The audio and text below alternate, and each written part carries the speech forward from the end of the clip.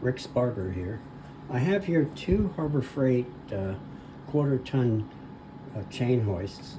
This one is operational, and this one was jammed.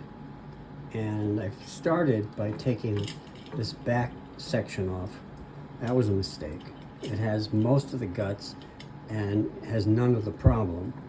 The problem is in this part, this front part, which this part here, this shell comes off by removing these 3 bolts, and that's the right way to do it because much fewer parts get involved. Obviously, don't forget to keep track of those screws, those nuts, and the lock washers. There's lock washers behind these 2 bolts, and this one is a nylock bolt. But the problem area is right here, that when you turn the handle this way, clockwise, you can see the paw here is clicking, and that's what you use to raise it. To lower it,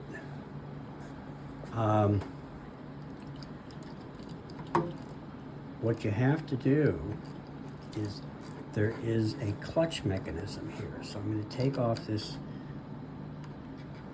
tassel nut on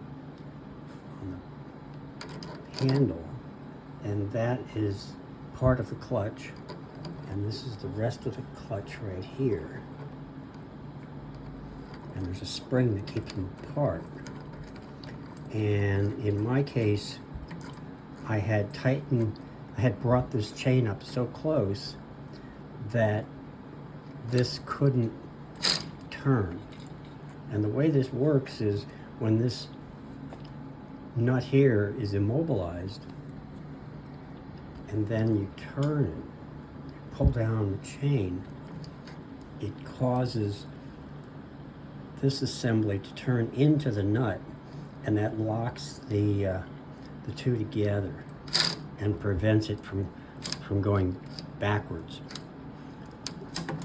Similarly, if that is tight, like it is right now, you can't get it off. So the solution is to crack this tassel nut here just a little bit. So you take off the nut on here.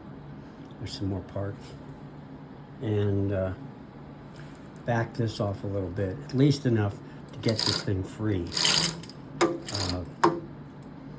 and that'll save you a lot of grief. I would strongly recommend you do not spray this thing with WD-40 because it's really an adhesive and it'll make a mess. And furthermore, you don't want to lube a clutch because all that does is make it slip. So hopefully that's helpful to you.